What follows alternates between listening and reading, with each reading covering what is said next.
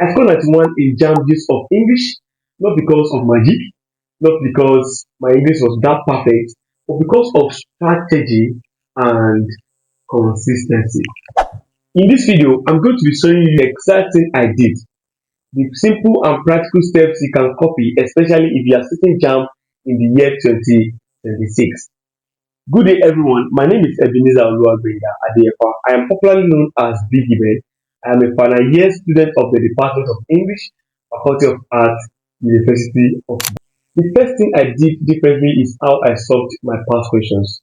Whenever I'm practicing my past question or solving my past question, I never rush to the answers at the back. I'd rather take my time to check dictionary or Google the answers or each options one after the other. Even when I felt one option is wrong, I still check it. That way, I wasn't just solving past questions, I was learning grammar, meaning, and context with the usage. By the time I finally checked the answer, I already know why it was not correct. The second thing is mastering compression passage, which was my biggest selling point.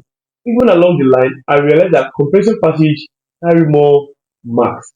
At first, I was afraid of it, not until I learned how to read it properly. And I realized that it is one of the most simplest. If you can give your time to read it very logically and closely, you realize that most of the answers you are looking for, they are already in the compression passage.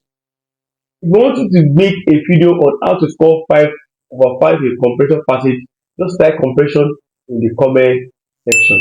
And I'm going to make a video on how to read compression closely, properly, and how to get 5/5 in the compression aspect. Another thing that works for me is consistency. Consistency. Even if it's just 30 minutes per day, I read use of English every single day. That contrast with English widen my horizon, train my eyes, my speed, and my confidence. Another thing I did that worked for me is studying the rules and exceptions. The first thing I did is to segment the topics: lexics, structure, concord, stress, and delight.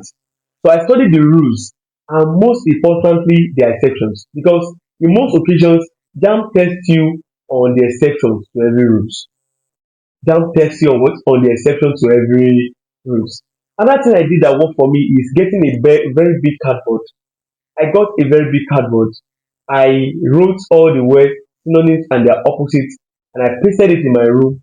And even though if I don't read it, I make sure that I glance through it every now and then, like every single day. They say that what those words and synonyms and their opposites will become part of me.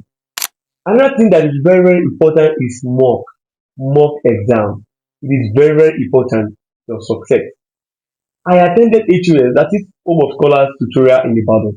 But whenever I hear about mock from other people in other tutorials, I make sure that I attend and I take those mocks, because I believe that the way the tutors in different places are going to structure their questions is going to be different.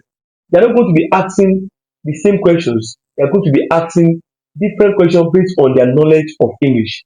So I try to make sure that I attend different tutorials for mocks, and it really helps me, because one of the thing I also did is that I pile up all those mock questions, and some days to my exam I make sure that I went through them, I solved them over and over and over again.